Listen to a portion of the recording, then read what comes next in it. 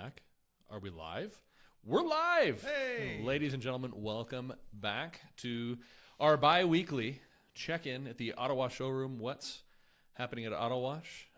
All the things, all the news that you need to know about car washing, detailing, and just a bunch of nonsense that we like to talk about here. I am Dylan von Kleist, VP of Sales of Marketing for Autowash, and besides me is my good friend. Levi Gates, the master of shine, also the director of automotive appearance here at Autowash. You might, if you've watched any of the previous live streams, you might notice it looks a little bit different around here. We've been putting in the work. Yeah. Been swinging the hammers, the peeling the double-sided tape, as it were. I was saying this build was much better than the previous builds I've done for podcast studios. I wasn't high. Nah, that's good. You know, you never want to spray aerosols in a confined space. Yeah. Always solid advice. Top tip of the day: don't use aerosols in confined spaces. We used a unique double-sided tape, and so Seth was in here just going to town on it, and I was like, "Wow, there's no smell. This is great. That's great. Low odor, eco-friendly, low VOC, as it were. Healthy studio. Much healthier. So we do have our new space. So I'm glad you guys are joining us. It should be in horizontal for those of you who complained mercilessly about the vertical format. Yeah. We get it. Your phone is vertical, though. So for every person that complained about horizontal, there was probably people who wanted it in vertical. But now you can see us in all our wide screen format. I'm feeling wider every day. So let's start with my recent trip to the International Car Wash Association show, the Car Wash Show in Las Vegas. I just returned.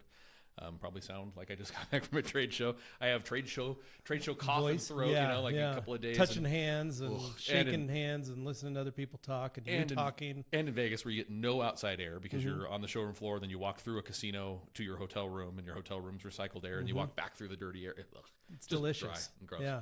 Well, I was going to tell you, I haven't been in 8 years to the car wash show. So I'm sure it's changed a bit. When I went, it seemed still fairly small. I think they held it in the North Hall back then. It's in the new West Hall now. Okay. And it's most of the West Hall now. So it's getting, that's pretty big. good. It's a good sized show now.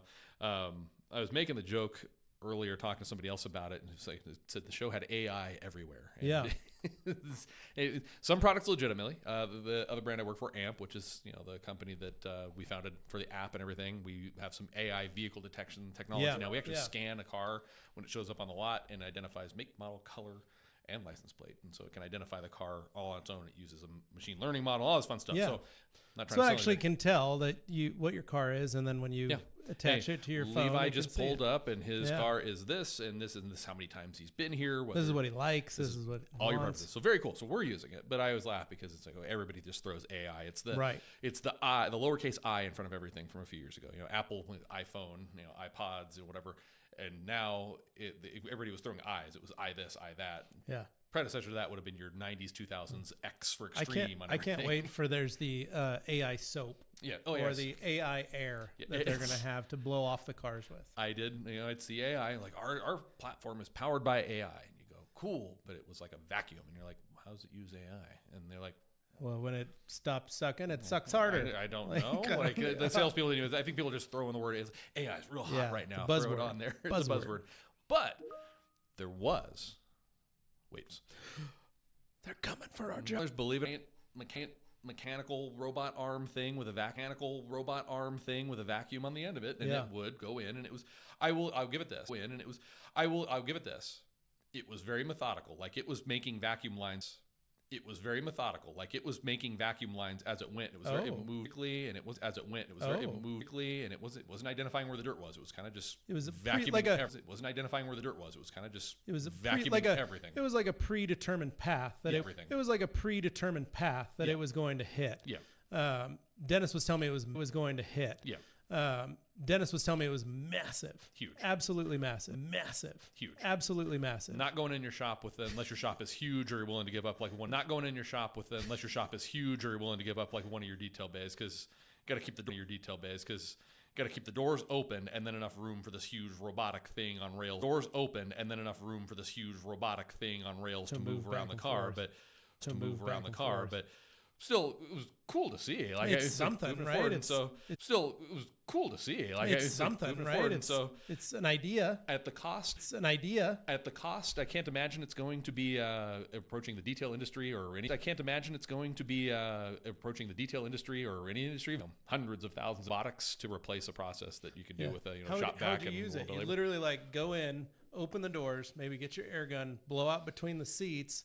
Get as much of that junk blown into those spots, and then you push the button to turn the robots on, and you step back. Maybe I'd heard some discussion that it can open doors if it needs to. Okay. So it would be more of a drive it in, and it like kind of opens the doors, and then it does its thing. And I think in theory, what it's supposed to have is multiples, maybe one per side or something. Yeah, but yeah. It was a cool concept. It was just neat to see. But like we say, it's an idea and it's a thought and it's a future of something that could happen. And as everything is, it's going to come down in price eventually. And just now probably not. But as soon as it starts making vacuum lines and carpet, like with brushes on its own, and then it can put the insignia from an Audi or something like that, we're all screwed. No more details will be sold. What about like someone needs to make is a Roomba, a mini Roomba, a little tiny Roomba that you just put like 4 of them in a car and they just go around like bugs. Just with the sheer amount of goldfish crackers in my car for my kids, that's gonna be a problem. I will also make detailing was in the house at the ICA show. So AMP, again, the company that I also work for, is now an NCS brand. Right. National Car Wash Solutions. Under that same umbrella of brands is Superior Image. So I got to see all our buddies from Superior Image Car Care. So they're the kind of the detailing division of NCS. I spent some time talking to them. I'd almost forgotten, if anybody knows Cheeto Diaz from formerly of McGuire's, he's a part of the Superior Image team. So I was like, I forgot that. So we actually technically work for the same company now.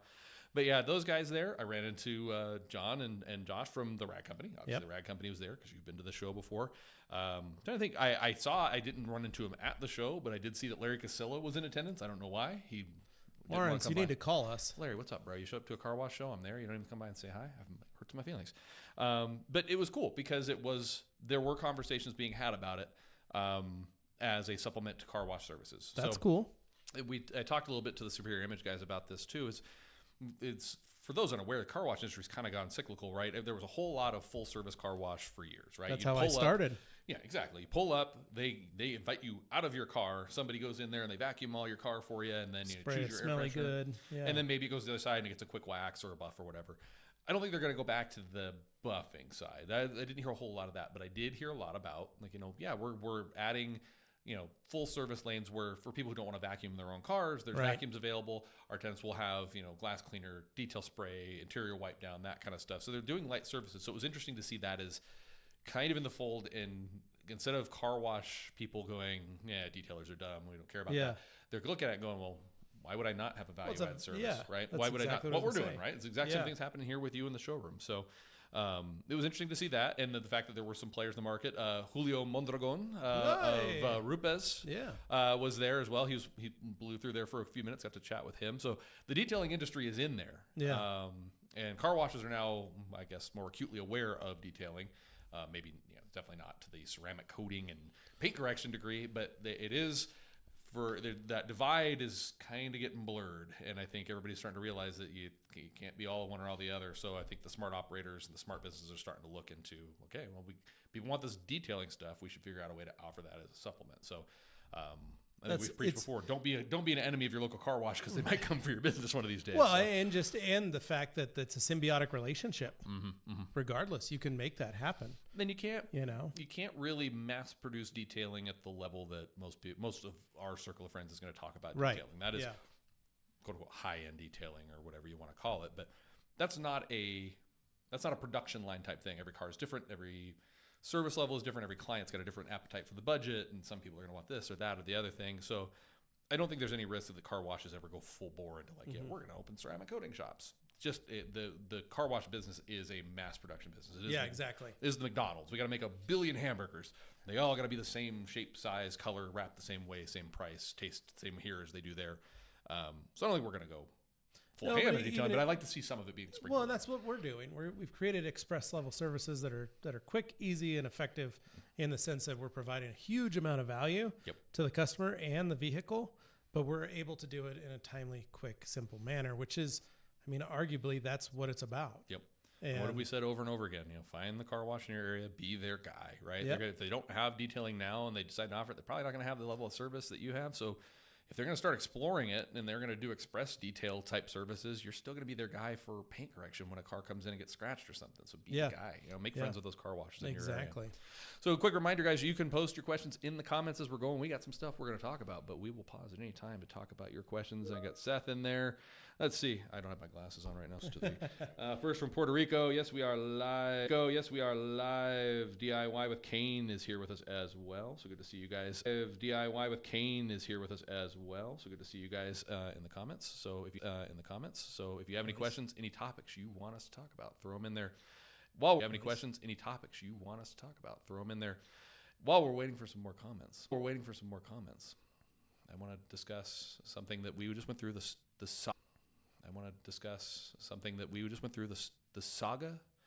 of the sticky paint. Oh, the sticky paint. Sticky paint saga.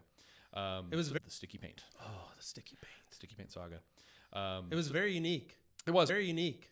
It was, and I appreciate you because you caught it before I did, and that's it's a good thing. And I appreciate you because you caught it before I did, and that's it's a good thing. I also created Lego. I panicked because I got something wrong. So backstory. I didn't mean to make you that. I panicked because I got something wrong. So backstory. I didn't mean to make you that. Backstory here is we had snow like the week before. The Hummer was a mess. And I just had not had time to even go through the wash. I'd been very busy getting ready to go. And I just had not had time to even go through the wash. I'd been very busy getting ready to go to the trade show. And so I tossed the keys to you and said, hey, would you mind if you guys just run through the wash and just wipe it down for me real quick? This coating on that panel, and I got this coating on that panel, and I got this.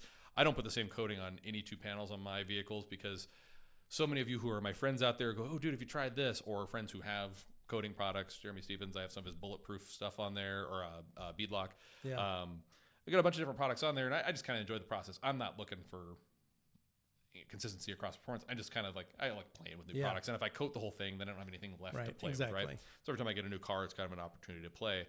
But so there's a coating on almost every surface of that thing. But you said there was extreme. It was towel drag. It was very sticky. I was running the towel across it, and it was surprising me how sticky the whole paint, all the paint was. And I was like, "This is weird." And it was almost like when you used to have to install coatings back in the day, and before we've had the ability to actually learn how to do coatings. But previously, 15 years ago, it was like removing honey. And so it was a very sticky finish when you were trying to get it off. And I was noticing that just drying the car was creating that same similar drag effect. And I thought, that's weird. And that's why I asked, because I thought, well, maybe I wiped the passenger side and you're like, oh yeah, there's nothing on that side. It's just PPF or whatever. Right. And then I thought, oh, that's weird. Went over to the driver's side. I was like, it's also kind of sticky. So you decided to it kind of freaked me out a little bit. So I then spent, that was on a Friday. So I spent the Saturday following. I gave it a truck wash. I used a very heavy citrus alkaline degreaser mixed with some soap and strip washed it, which helped, but not all the way.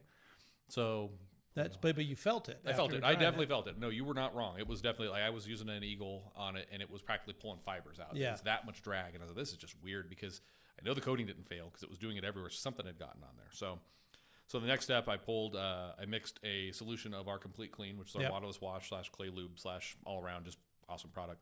And I actually mixed a little bit of 90% isopropyl alcohol in there to kind of create my own stripper. I didn't want to use just pure alcohol because I didn't want to potentially pull off, because some of these coatings have been on there for a while. Some of these aren't highly chemical resistant coatings, so I was trying to neuter the alcohol a little bit for my purposes, but provide some sort of cleaning capability beyond strong enough to remove what's there, not so strong it's going to pull the coating or anything off, right? So I make that mixture, and it was so weird. And I wish I tried to take pictures of it, but you couldn't see it. But I would go one direction, and it was like, made the description, it's like sitting down at a table in an IHOP.